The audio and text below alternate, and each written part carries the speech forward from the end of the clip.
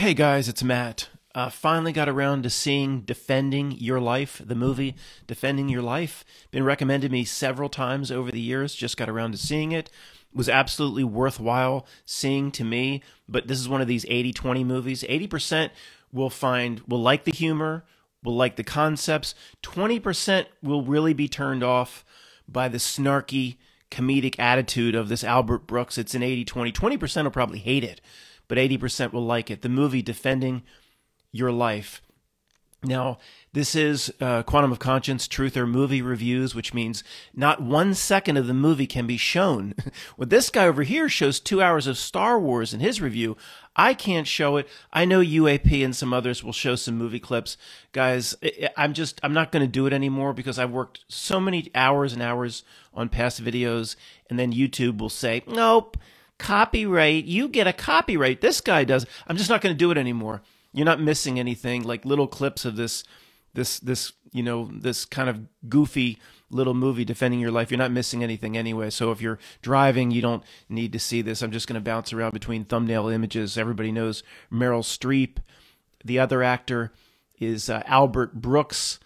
And it's all, whether you like the movie or not, is completely centered around if you like the real snarky, condescending humor of, like yours, Matt? Yeah, love this guy here, Albert Brooks. You'll know within 5 minutes if you like the way he delivers his lines and his humor, and the movie all flows based from him, or in 5 minutes you'll say, the 20% will be like, I can't deal with this guy. It's not my brand of comedy, and you won't like the movie at all, probably. And then it also has this guy. I love this guy, Rip Torn. He's been in a lot of little things over the years. He was the king in Marie Antoinette. He is absolutely genius funny in Defending Your Life. And he passed a few years ago. I think he was in Men in Black. It's just too bad this guy Rip Torn hasn't been in more things. It was really, really good. So again, not going to show any of the movie. The only movie reviewer in the world that can't show any bit of the movie. But we will talk about, from a truth or quote perspective, why was this movie recommended to me? Why are we looking at the movie Defending Your Life? So let me just give you some of the specs on the movie before we get into the details. It's 1991. Again, Albert Brooks, Meryl Streep, Rip Torn. It really feels like an 80s movie. It almost feels like a 70s movie if you're a younger person, but it is 1991.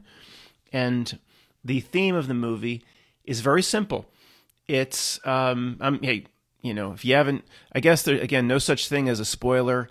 Where have you been since 1991? If you haven't seen it, I'm sorry. There ain't no such thing as a spoiler for a movie this old. So Albert Brooks is killed very early on in a car accident. He goes to the whole movie is about this purgatory world, this interface, this middle world where he's been told by Rip Torn, his attorney, his defense attorney, that he needs to basically go on trial and defend his life. For an exciting video, let me swap over to some different images over here. The excitement level is very high when I switch thumbnails. So this is right after he gets, again, if you can't see it, don't worry about it. Right after he dies, they show these orderlies wheeling in just thousands and thousands of people who have recently died. They're all white. It's very, very interesting. I know, some might say in 91 they weren't thinking of those diversity things, but it is interesting though. Literally, they're like every single dead person that comes through these trams. They're like all white. I don't think one of the judges is black, but you don't see a Mexican or an Asian. It's just a little bit odd. Maybe we'll return to that. But here, he just died. He's being wheeled in. Most of the people he's being wheeled into this city called, what is the city called? Judgment City. The city's called Judgment City. Most people are old and they died of a more natural death. And everybody is basically put on trial in Judgment City. And they're there at different amounts of time, and you get a defense attorney, but then there's a prosecuting attorney as well that will make the case that this person is not ready to move on, and they need to go back and repeat the lifetime over again. The main theme of this movie is these people have done 15, 20, 25 lifetimes, and you just didn't do what you needed to do. Go back and do another lifetime, or if your trial is successful, you don't have to go back and do another lifetime. You can move on, but here's the key. And one of the main reasons I'm even making this presentation, and the most interesting factor about the whole movie, the entire judgment is based off of fear or from fear. If he dealt with his fears or if he did not deal with his fears. It's not about, did he do charitable work? Did he do this? Did he improve in this way? Or improve? Completely about fear, whether he goes back into another body and does another lifetime or not. Before going any further with defending your life, I wanted to kind of stop and ask you to comment. Like, what movies, or we can put together ultimately like a pretty large list, are based around overcoming fear? That is the central theme here in defending your life. So very quickly, I wrote down the Green Lantern movie with Ryan Reynolds. The whole huge monster, galactic, cosmic monster coming back to destroy Earth was nothing other than the yellow power of fear. It was all about fear as a complete and ultimate destructive force in the universe. So that deserves to be there. Event Horizon. Lawrence Fishburne's like, it shows you, this ship shows you, and he's talking about your worst fears. He shows Lawrence Fishburne, a crew member that he had, quote, let die, and he burned to death. This ship gets in your head and shows you your worst fears, and then, of course, they have to be overcome. Even Star Wars, Luke, whatever he says, I'm not, Yoda, I'm not afraid. You will be. You will be. You will be, or whatever. I don't know if you got that, but my Yodas, I'm not ready to do the Yoda on the fly, but, that's, I'm not afraid. Huge part of Star Wars. So, obviously, there's no question that metaphysically, one of the things we need to do in life is overcome our fears. Now, it's also worth kind of pausing and kind of talking about, Matt, people coming in relatively new, like, why are you guys looking at these dumb movies for like there's some sort of cosmic metaphysical truth contained in a stupid ass romantic comedy? And why are you always looking at these movies thinking some sort of grand answer is going to be in the movie? And it's worth addressing again, and I'll address that in just a moment, but I wanted to address just to keep the interest level as high as possible here with these very interesting and exciting thumbnails. Before addressing the big issues and, the grander themes as to why we break this stuff down, let me just do another 3 or 4 minutes on the movie so people might not want to see the movie, just understand what it's all about. So this guy, Albert Brooks, again, dies in a car wreck.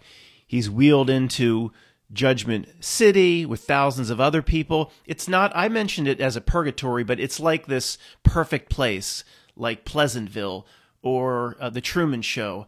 You can eat whatever you want. Food, for some reason, is a big theme.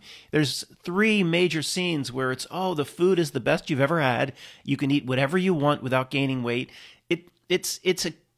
Maybe it's nothing more than a cutesy tie-in between scenes, but it almost seems like there's something to the food presentation. And again, if anybody's screaming at me, Matt, don't overanalyze. It's a freaking romantic comedy. I hear you. I understand. And we'll talk about, the big issue. Why do we even analyze movies that on the base level appear dumb? We'll get to that. Why are we even doing it? When, Albert Brooks, what do you think, Matt? He's in the back creepy room. He's in on everything, has a full metaphysical understanding of how reality works? No. We'll get to that. All right, let me just continue with the movie. So, 3 minutes or less, I'm going to wrap up the summary of Defending Your Life. Comes in. It's this beautiful Pleasantville Truman Show, and then he says, "What am I doing here? Is this heaven? No, it's not heaven. It's kind of a middle." Rip Torn says, "A middle ground where you will defend your life. You will defend your life, and if you're successful, you'll move on, and if not, you will have to go repeat life on earth, not in the same name and body, but in a different body or different incarnation. And this scene here, it's pretty straightforward. Eventually, after he meets Meryl Streep, who's there as well, defending her life. We'll talk about her. She's in a different situation than he is. She's much more ready to move on. She basically has to go through the motions here. She doesn't have to defend much at all. She's almost been slated to move on before she even gets there. Where this guy, he's almost been slated that he's really has very little chance of moving on, and they kind of know that from the moment he gets there. It's one of the ways they give that away is the type of hotel they put each of them up at in this Judgment City. Albert Brooks, born Albert Lawrence Einstein, he went to Hollywood. Well, we're going to have to change your name, Mr. Einstein. How about Albert Brooks? Albert Lawrence Einstein, originally born, he's put in this crap-ass hotel, and Meryl Streep is this 5-star hotel, jacuzzi tub, and she's being treated like somebody who's about to move on. So, of romantic comedy, they're kind of going in different places, but even in the afterlife, they fall in love. But okay, that's all the romantic comedy side, not really relevant to the core issues that we're trying to deal with here. So this is the main defending your life. Okay, he's put in a chair. This is defense attorney Rip Torn. There are 2 judges, and there is a woman who is the prosecuting attorney. And they just recall days from his past. Let me show you what happened to him in junior high or elementary school. And the prosecuting attorney presents where he failed and did not overcome fear. And Rip Torn, tries to spin it and say, well, wait a second, that's not proof he didn't overcome his fears in life. He had to do this. Or Rip Torn is pretty genius, and it's the comedy is very, very good too in how he defends this guy. But again, what's very interesting, and I don't even think I'd be making this presentation, the entire judgment as to whether he moves on is all about overcoming fear. Nothing else is important in this this purgatory, perfect. It's always sunny, 74 degrees every day. You can eat whatever you want. You don't gain weight. It's like an interface purgatory, but the Truman Show. Nothing is important except did he overcome fear. I found that to be very interesting. I mean, okay, people are approaching this when they go in to see the movie in 1991 as a romantic comedy, all the interactions, and there's some funny scenes if you like his brand of comedy with Meryl Streep, especially in this comedy club. I think it's here. Oh, man. I mean, again, 20% are going to hate this guy, but in the comedy club, I mean, there's some funny parts. When he goes into the sushi restaurant, there's some funny parts. But if you're going to just make a romantic comedy and just about the surface issues, then why is the judgment just about fear? Think about that. If it's just surface level funny stuff, and why wouldn't the judgment be about, oh, did he help the little old lady? Did he do other things in his life? Did he fulfill this or that? Did he give to charity? Whatever it may be. It's all about and only about fear. That is very, very interesting. Okay, if you're relatively new here, this is the most important segment, maybe 4 or 5 minutes. People will rise up and say, why the heck is this lunatic looking at a romantic comedy for some sort of truth about existence, their life, their spiritual journey through a life on earth in this incarnation? What are you guys doing here? I mean, you're like Mr. Joshua, you're out there like Pluto. So, okay, the only thing, so a first grade truther would come forth and say, well, the only thing that makes sense in doing this sort of analysis is, well, somebody like Brooks he's a bloodline and somehow he knows things. And no, we've been through this too many times. The truth of this world and clues as to your existence. We come in here with a mind wipe. We're not expected to know everything. We're never expected to know everything, but we don't even have a clue for 30 or 40 years. Come in here with a complete mind wipe. The truth of life and spiritual existence, for some reason in this reality, flows through art and works of media / art, all forms of it. poems, television shows, nursery rhymes, songs, movies, etc. The more we look at this, it's an impossible scenario that the director knew what he was doing in terms of a spiritual message that's being laid down. The producer knew exactly what they were doing. They're working closely with the Illuminati Window Chernobyl Control Center. No, it just somehow, we don't have to understand it. It flows through art. And the message flows through art to those that have adjusted themselves to a certain frequency or spiritual resonance or vibration to hear it, to get the message. It's that simple. Now, it's not all or none. In some cases, there's different scenarios. And that, the creeps may have been behind on their quota. Some people think that the creeps are here playing a role to better your spiritual fulfillment. Maybe the creeps were below quota, and they said, well, we're going to have to put this movie out called Defending Your Life that tells them that a major part of life journey is about overcoming fear. Maybe it is, the answer is that pedestrian and something that two people could discuss at a table, but it's usually not. Somehow, something that we can use flows out through, now we've seen it, thousands and thousands of works in art, media, poetry, nursery rhymes, stupid child songs. It's everywhere in this reality.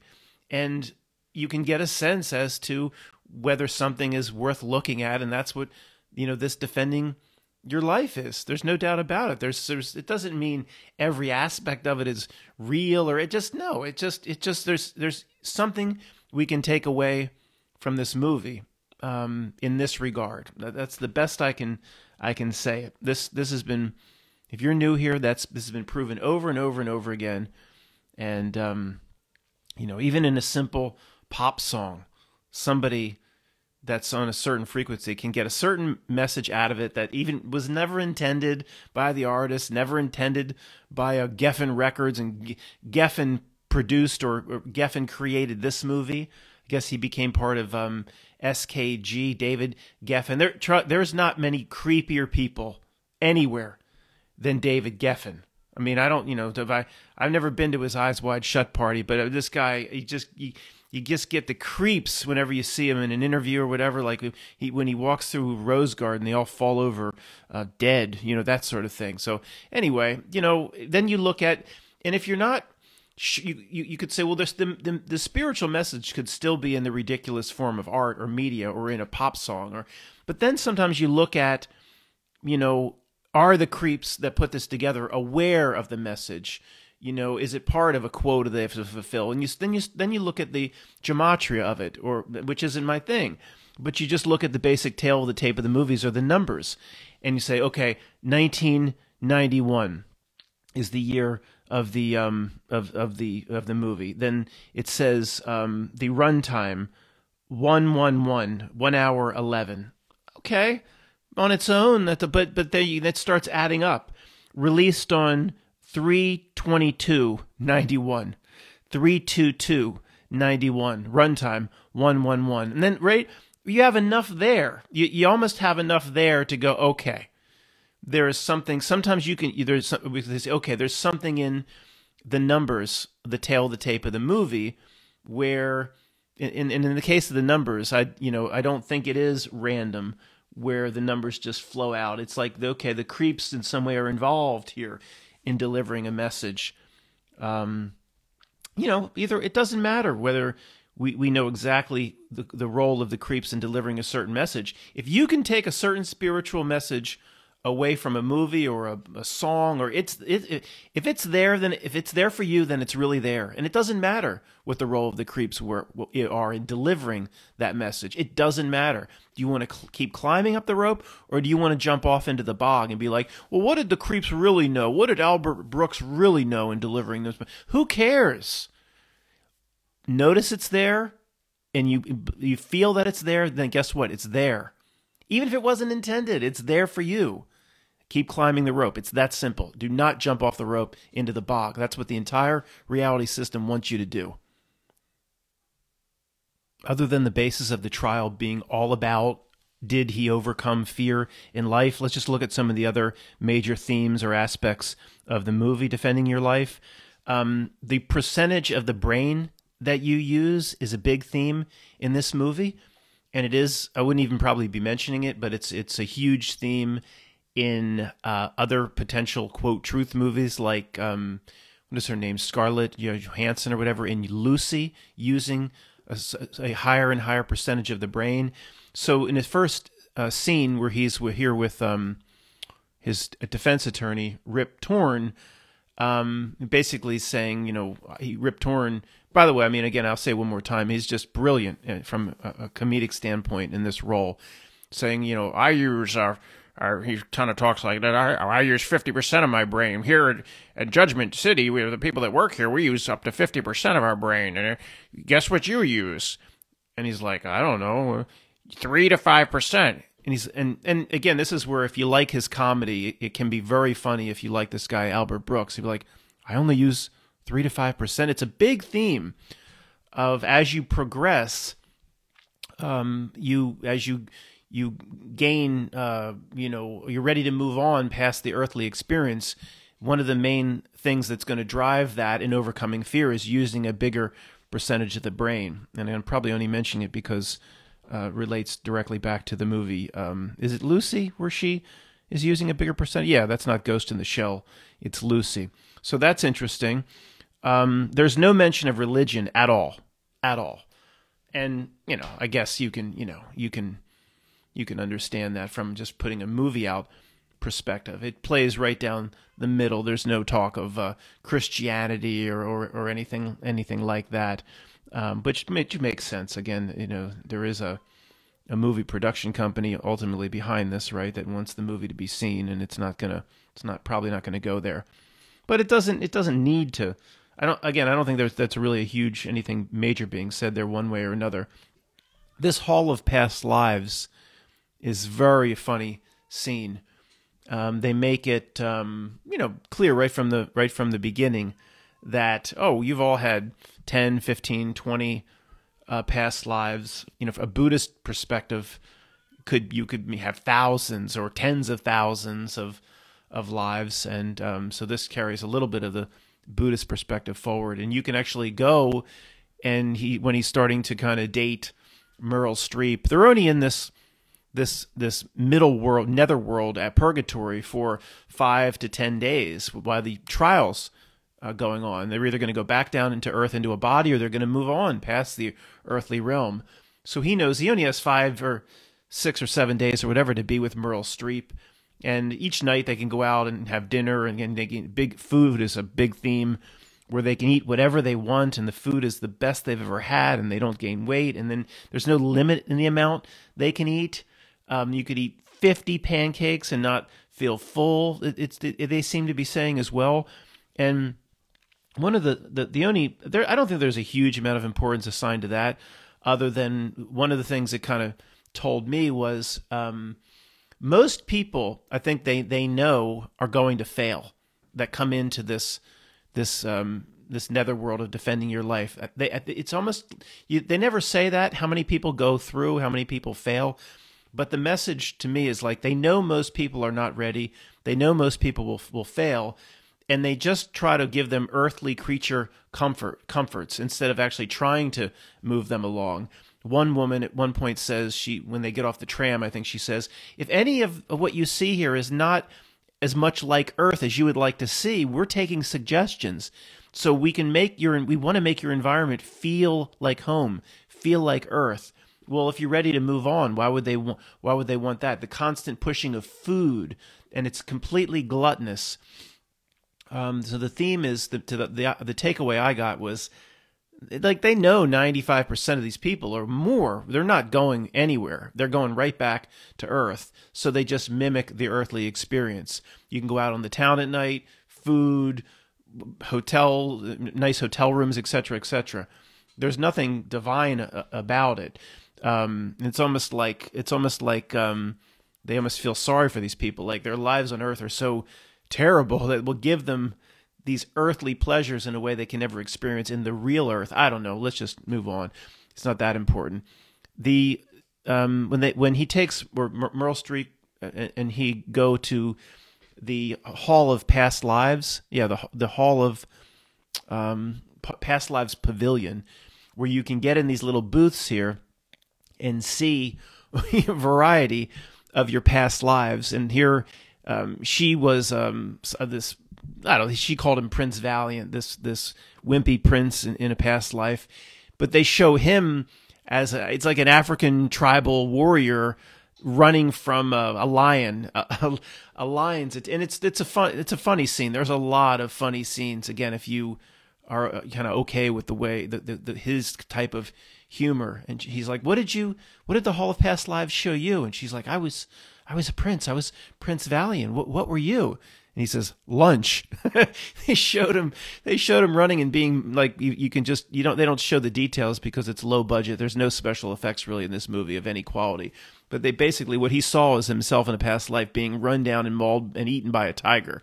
He says, what were you? Lunch. Look, I don't think it's funny the way I probably did it, but it is funny the way they do it. So let's see if there's any other major themes that I need before getting into the bigger, more important stuff to talk about.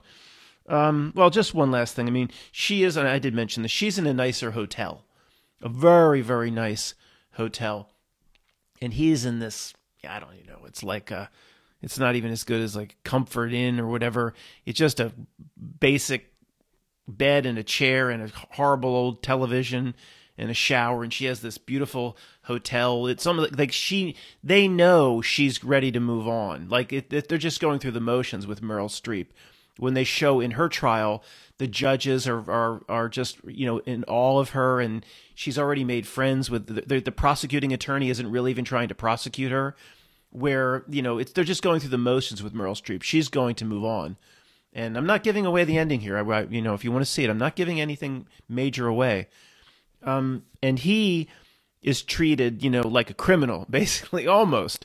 The prosecuting attorney is very nasty, putting him through the ringer. I mean, he's destined to not succeed, at least in the way. And this whole purgatory, Truman Show land, they just go through the motions because it's like they know 95 or 98% are just going back.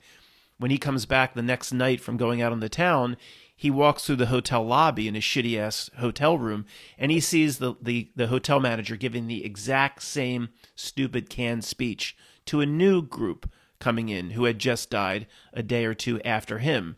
It's just like a factory of going through the motions and sending you back down into a body. And it makes one, wonder if this was not just a movie. Like, well, why go through if it's just a charade and they know ultimately what the decision's going to be on people? Why go through this at all? But then there wouldn't be a movie to make. But that's at least the takeaway, that they know when somebody dies, they know whether somebody's going back or not. At the trial, you just get the sense there's no real fair trial going on. Well, again, we don't need to read into it too carefully. In the end of the day, it still is just a movie. Okay, I think this is the most important point or part of this presentation. And I don't have any experience here myself. I'm just going to try to interpret what I think the smartest people that at least resonate with me and what they would say, or have had some sort of NDE or ADE experience. A variety of different channels ranging from, hybrids of the Saturn moon matrix recycling, or archonic beings trying to get people to go back into a body. Some of these presentations and channels are probably doing the bidding of the system, and some are aware of potential games and tricks like what's presented in this movie of things that may happen. So I'm just going to present a hybrid of my takeaways from all of them collectively. And there aren't that many smart people saying these sorts of things, but anyway, if I say something that reminds you of a certain channel, it's by coincidence. This is just amalgamation of all their approaches. And Matt, with uttering out a bunch of nonsense like that, you should be one of these trial attorneys in the Judgment City. I hear you. Sorry. Basically, let me just be blunt then. They would say this guy should step forth, should get up in this trial here, and here's the prosecuting attorneys, defense attorney, the judges, and say, who the fuck are you? Who are you? See, the whole movie, everybody goes along with the process from start to finish. Well, they kind of have a memory of how they died. Well, this has to be completely legitimate. This has to be real. Look, you can eat whatever you want. This is nobody questions it. Whether it be Meryl Streep, who's ready to move on, this guy, nobody pushes back. Not once does he ever say, "Well, defend my life against you're going to defend me," and there's a prosecuting attorney on whose authority?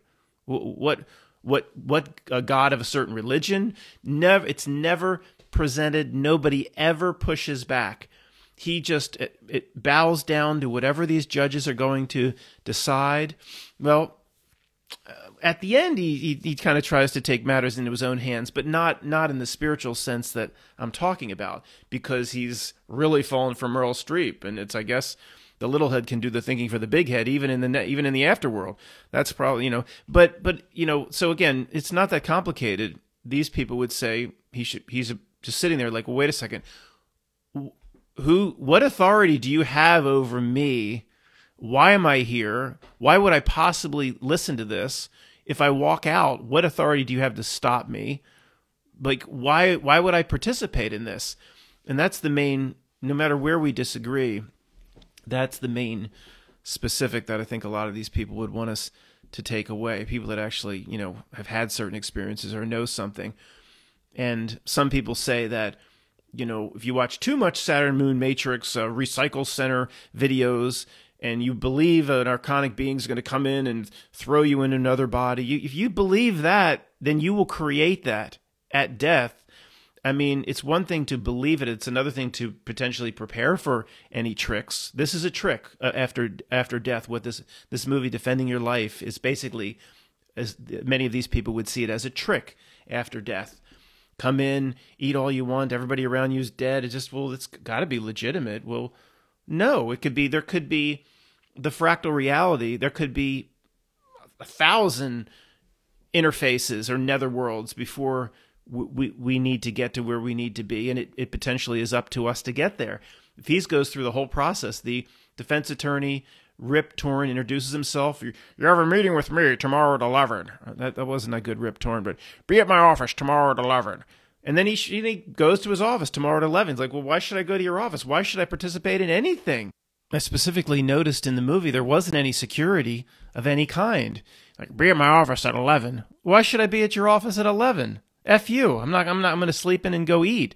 Like, there was no police, no security, no thugs with batons, no experience like going through certain European airports with people standing around with machine guns. There was didn't even have no Aryan Youth brown shirts like that kid trying to seduce the eldest Von Trapp daughter. It didn't have anybody that could put forward any muscle. Which even more so, like, well, why should I be doing any of this?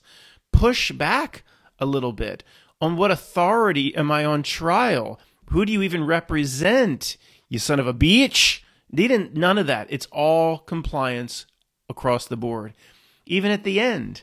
Oh, I'm not even going to say at the end, like what tram you need to get on, depending on what happened to you, whatever. Like, well, why would I get back on this one? Who's going to force me? So there's that element where I think a lot of these people would say, at the very minimum, immediately push back. Like many people that I don't get involved in doing all the legal maneuvering to negotiate out of this or to move away from the straw man and legal fiction. Hey, if I got to get my driver's license renewed, I'll just get it renewed.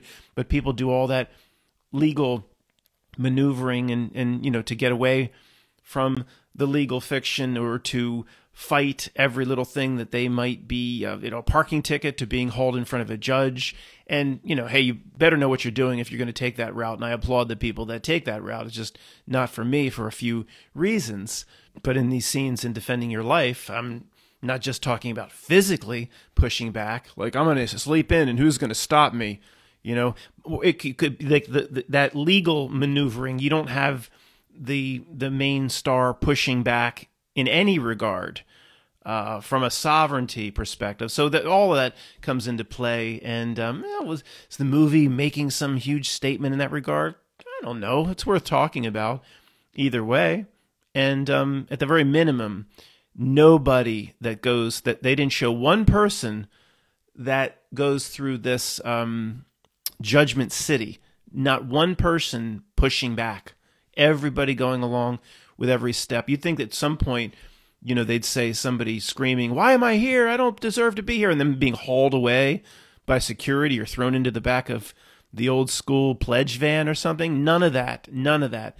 And there's so much compliance across the board that maybe it is making a statement in that regard, saying, the first thing out of anybody's mouth should be, well, who are you? And it is a life review. I mean, it is a life review what they do. They'll show a day in his elementary school, what happened on the playground.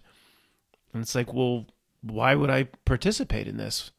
Under what authority? F you. And I haven't seen most of these movies about this afterlife experience, like Defending Your Life, like Heaven Can Wait. Warren Beatty came to mind. I have no idea what this is about. I have no interest really in seeing it unless somebody recommends it for the reasons people recommended Defending Your Life. But I'm just thinking, are these movies, are they conditioning basically to all of us that, I'm just speculating. I was going to say, are they conditioning to all of us so there is no pushback? So you just go along with whatever the afterlife netherworld that you think is the afterlife presents. Is it a conditioning for the masses on earth? And again, I could be completely wrong. Somebody could say, Matt, Heaven Can Wait, you didn't see it, is all about him not accepting what they're saying and pushing back. And the movie with Morgan Freeman where he's God, I have no idea what that movie is. They question it. It's questioning. I don't know. Again, maybe in some of these movies they do question and say, I'm not going to go along with it. But I don't know. I'm just saying if there isn't any pushback, then maybe it is more of a not nil conditioning to accept that the next afterlife is the final afterlife and not a UMAMI interface, not an interface where you believe you've died and you're at the highest level, but you're not even close. You have many other levels to go. This is the dream is a trick. You think when you're dreaming, you believe it's real. You wake up, you understand what it was. This world could be the same to the afterlife, which could be the same to other levels. Each level that we're in, we're conditioned to believe is the final highest level. Like, not to us, but, again, my father, I've said it. He said, well, this is it.